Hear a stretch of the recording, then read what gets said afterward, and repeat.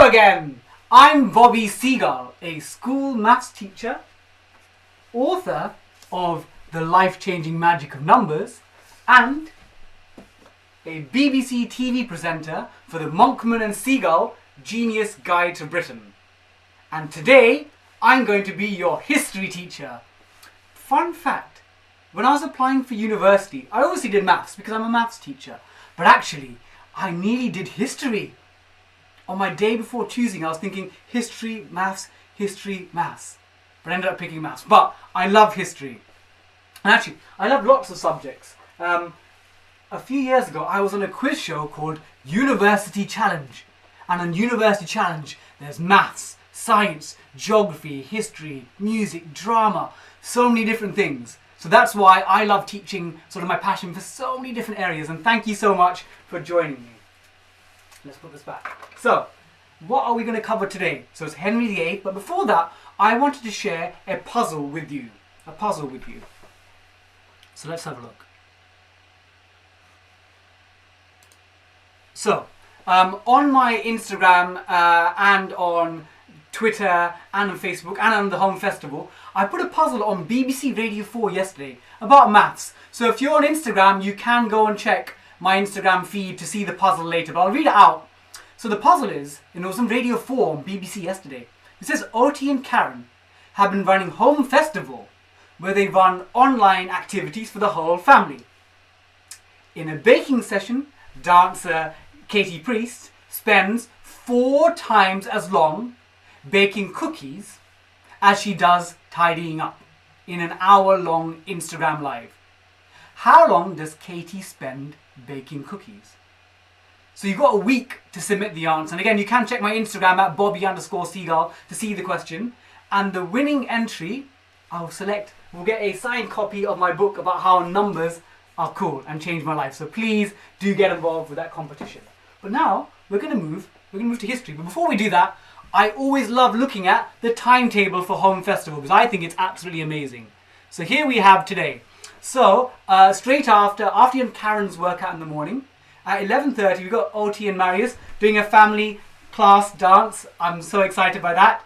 And then at 12:15 we have Richie Driss, Blue Peter doing Pictionary. And that's going to be awesome. Then at 2 o'clock we have Neil Jones, our isolation quizmaster, and Katie Priest making gingerbread man. Katie, you have to send me some of these in the post. The gingerbread men look amazing. Then at 3 o'clock, Bryony Blake doing a makeup tutorial. And then at 6 o'clock, Karen with stretch and flow. And at 7 o'clock, one of my favourite books of all time, Emma Barton is reading Matilda. And Emma's a brilliant reader.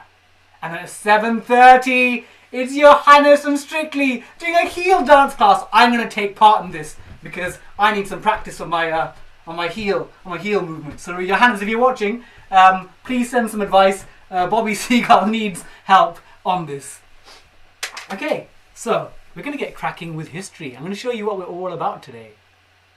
So, Mr. Seagull's History by Numbers, Henry VIII. So, we're going to look at the childhood of Henry VIII, a bit about him growing up, and every session I do, whether it's maths or I did geography last week in China, on Thursday I'm doing about environment and Greta Thunberg, I'll always bring in a little dance. So we're going to look at a traditional Tudor dance. We're going to look at one. That's going to be amazing.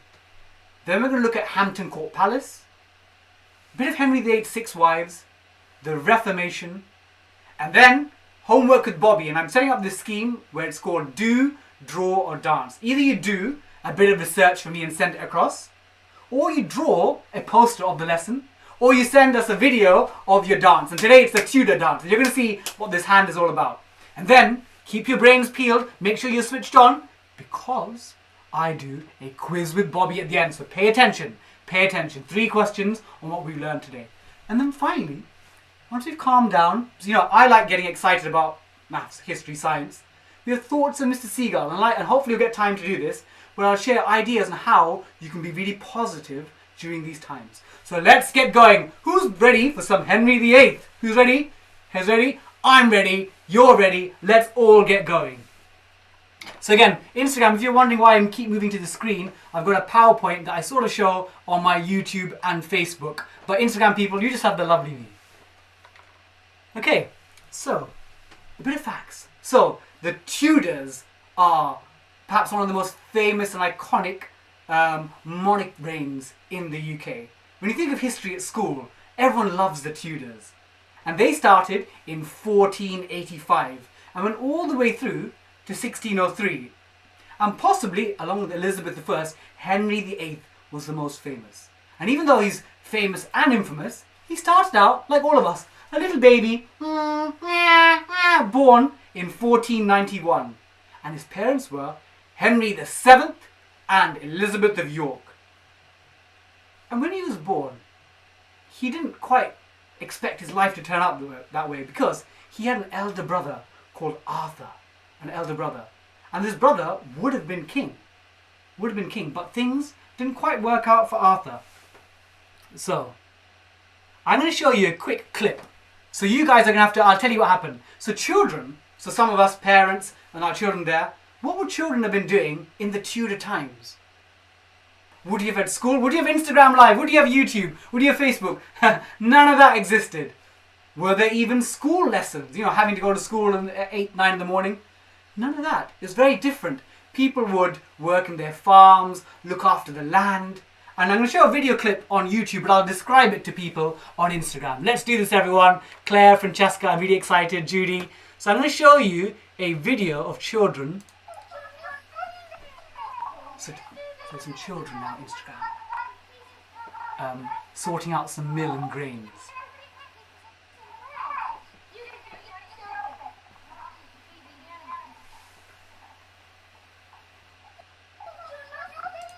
So, back then, children in childhood did jobs helping parents out on the farm. So the video I showed was there were children helping parents with, I guess, the grain or the agriculture that needed to feed them. Because nowadays, we can pop to the shop, Sainsbury's, Tesco's, etc. But back then, there weren't any supermarkets. You couldn't do home online delivery. Those supply chains didn't exist. You helped your parents make food to eat. So very different existence for children. So be grateful we're now in 2020 rather than 1520. So growing up, Henry was very interesting. He was a tall, strapping lad, 6 foot tall. And again, I like finding some numbers. How tall is 6 foot? How tall is 6 foot? So 1 foot, let me see if I've got my ruler here. I'm a school teacher, of course I have a ruler. So Holly, I've got a ruler here. So this ruler here is 30 centimeters, and that's about 1 foot. And actually, 1 foot is 30.48. So again, Instagram, you're going to see this backwards. One day I will fix that. 30.48 centimeters. So 6 foot is 1, 2, 3, 4, 5, 6. 6 times 30 is 6 times 30. Shout it out for me. 180, roughly. So Henry was actually, it's about 183 centimeters tall. And nowadays you might think, well, a lot of people are 6 foot. But back then, 500 years ago, that was very tall. So what do you find in society is, people have got taller as time has gone by because of better nutrition, better health, better understanding of things that make us grow. But back then, 6 foot was very tall. So Henry was handsome, tall, clever. He loved jousting. You know jousting, imagine if I haven't got a jousting stick. I should get one. So you know what was like the long swords? He loved doing that. He loved hunting for animals. He loved composing music. Music, music, music, music. Not like, you know, like Dua Lipa and Stormzy. None of that like physical. It would have been more sort of medieval type music. And there's a famous song that he apparently, it's a myth. It's a myth. Have you heard of Greensleeves? And actually I've got the lyrics here. I am horrendous at singing, if I can find the lyrics. So Greensleeves, he apparently sang that. Or he wrote it, or the tune for it. So you know the one that goes, alas, my love, you do me wrong, to cast me off so discourteously. And I have loved you oh so long, delighting in your company. Apparently he came up with Greensleeves. That, again, I don't think it's true, but it's a nice myth, isn't it? That Henry VIII came up with Greensleeves. So he composed things. So, Henry was enjoying life as the younger prince, but then tragedy struck. Again, at the age of 15, his brother died. His brother died a bit younger than him. So Henry, in 1509, he became the king. And you know what? He married, I doesn't want to say buried, he married his brother's widow. And his brother's widow is very famous. His brother's widow is called Catherine of Aragon. And then she'll come back into our story later on. So she'll come back, Catherine of Aragon. But Henry, we know that he loved a bit of partying. He loved hunting, composing music, writing songs, not singing as terribly as me. But we're going to look at a Tudor dance. So again, Instagram, you're going to have to learn from me. And on YouTube, hopefully you can see on screen here. So again, I'm at Bobby_Seagull on Twitter, Instagram, TikTok. I have got a TikTok account. And I'm on Facebook and YouTube. So I'm on all those channels. So if you love Mr. Seagull's enthusiasm for learning, please follow me there. So we're going to look at a dance. Hopefully it won't crash the system. So the dance works like this. So you're walking around in a circle, and then you wag your fingers, and then you clap, clap, and then you turn around. And then you turn around the other way. So it's like, you walk around like in a circle, then you wag a finger, and then then I'll show that to you properly. So let's have a look. So it's like, it's walk around in a circle, wag a finger, then you clap like that, and then you turn around, and you turn around the other way, and then we start again. So you move around in a circle, 1, 2, 1, 2. Wag a finger, clap, clap, run one round one way, the other way, and then you go around and again in a circle, 1, 2. So you got a big circle. This is a Tudor dance. So we don't know for sure if they did this, but what we do know is that from records of history there, this happened. So do it again. So you're in a circle, you're holding hands with lots of people, so you're moving around, and then you point one finger, wag, then you wag one other finger, then you clap like that, and then you turn around, and you turn around the other way, and then you move around in a circle. And this was Tudor dancing. So I hope you're getting this as well on YouTube. So we'll do it again. So hold your hands, walk around in a circle, and then finger wag, then clap like that. And then turn around one way, then turn around the other way, and you start again. And if you can do this with people in a circle, even better. So we'll do this one more time. So round in a circle, then finger wagging, then clapping, and then move around. And then move around. And if you want to put a little flick in, they do the flick as well. And that is Tudor dancing. So there we go. That was Tudor dancing. So Henry VIII would have done that. So let's do that without the music. So it was this. So it would have been in a circle. So you're in a circle holding hands. Yeah? Holding hands. And then you wag one finger, wag the other finger. Then you clap. And then you turn around one way.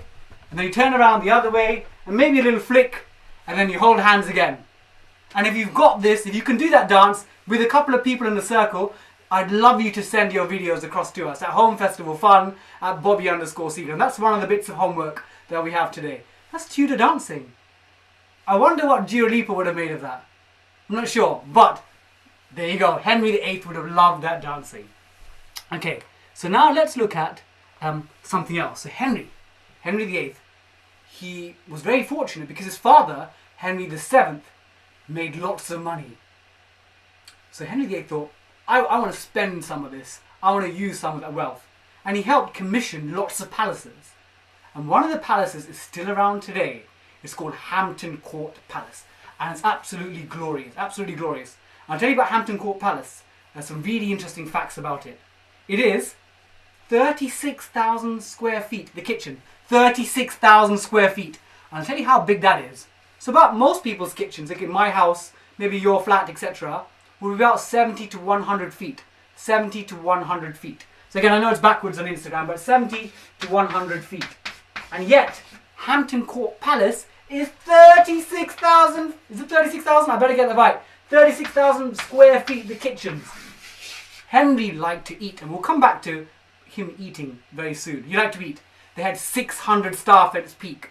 600 staff working in a palace. 60 acres of gardens.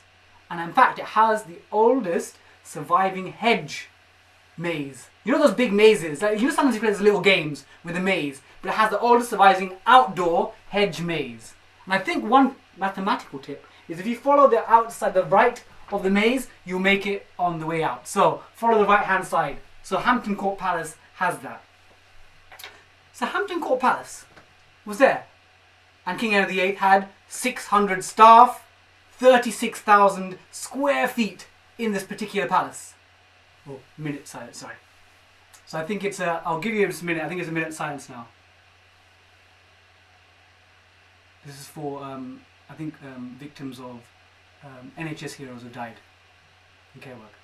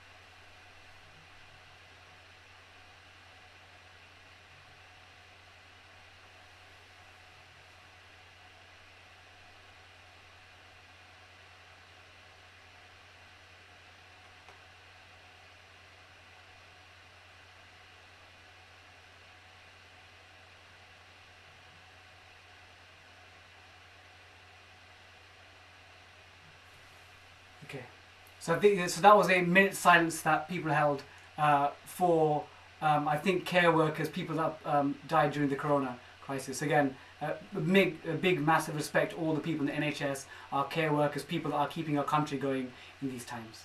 Okay, let's get back to some history. So we were talking about Hampton Court Palace, and Hampton Court Palace had 600 staff, a 36,000 square foot kitchen, and bear in mind the average kitchen is about 100 feet. And obviously Henry, because of that, put on a bit of weight.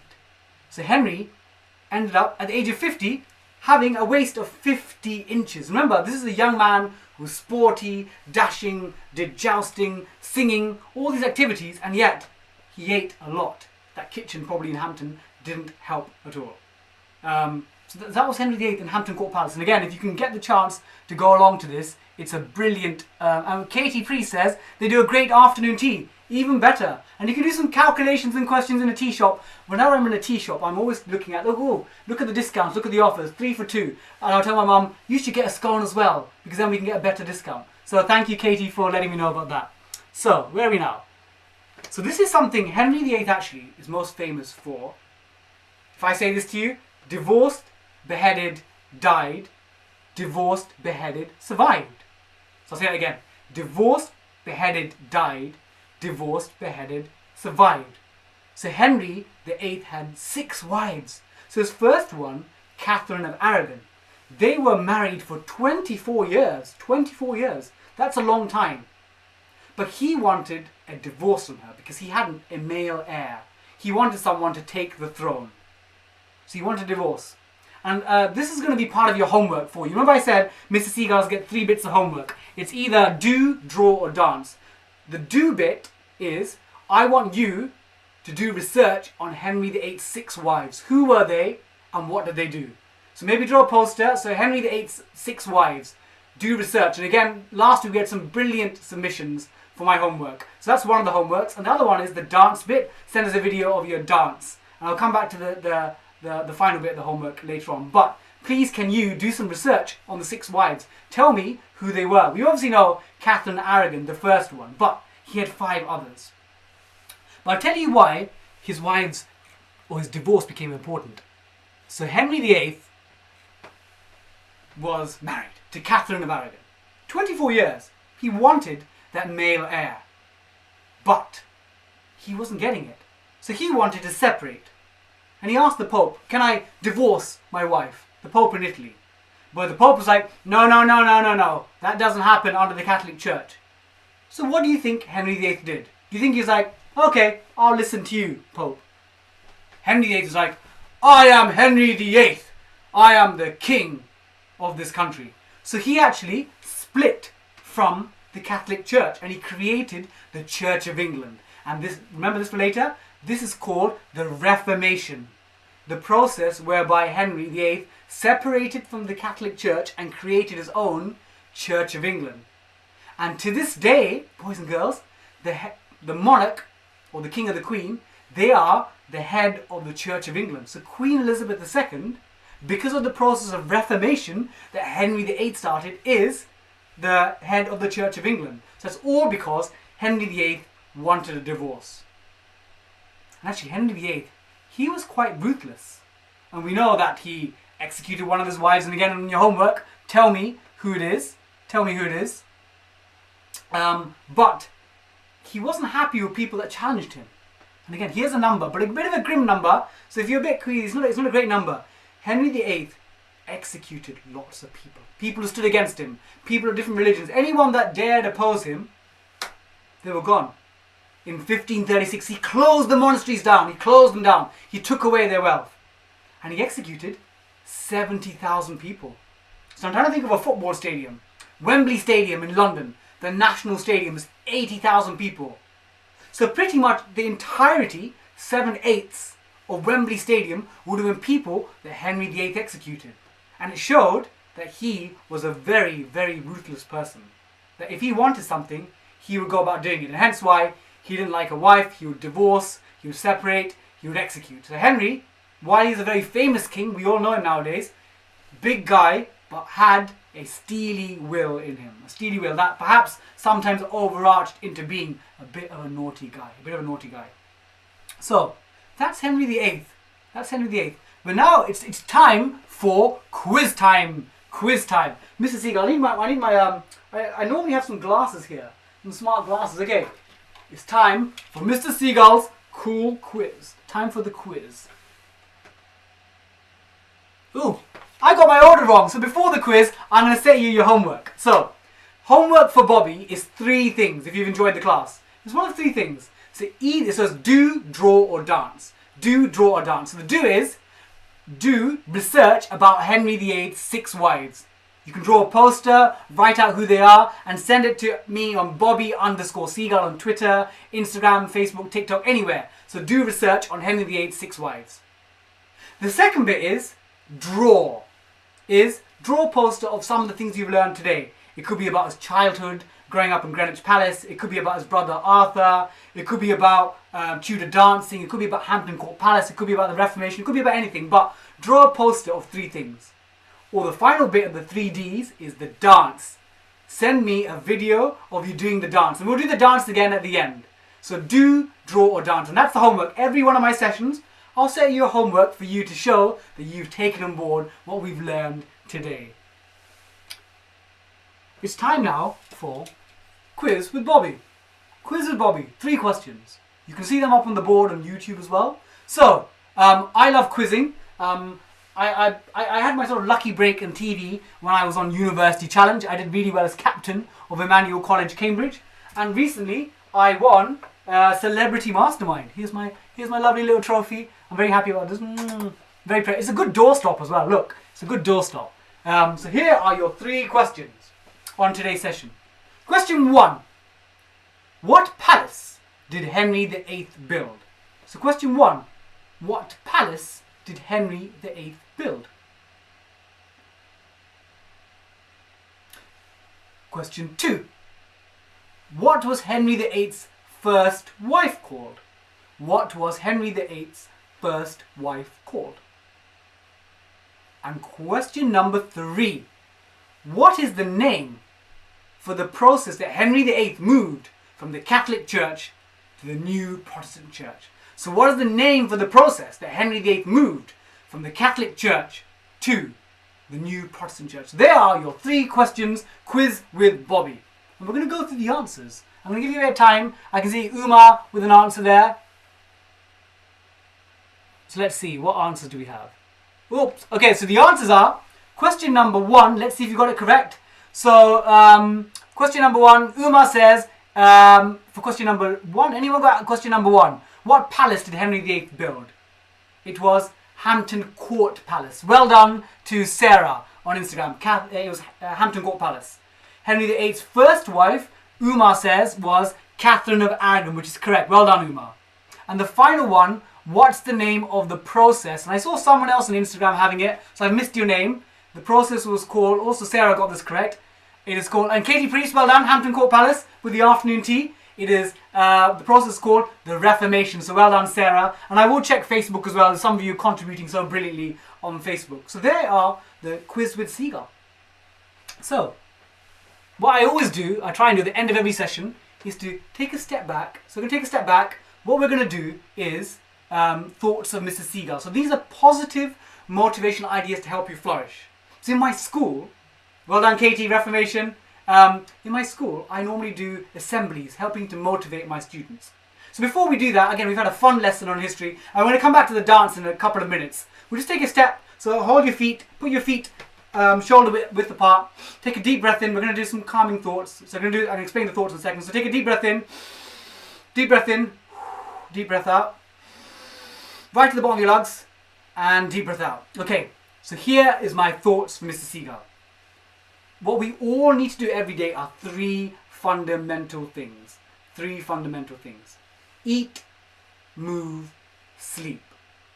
Eat, move, sleep. So, we need to make sure we're eating our fresh fruit and vegetables, getting our protein, getting our carbohydrates, drinking water, having a really balanced diet, because what you put into your body is what it gives out. So you need to make sure you eat really well. Secondly, move.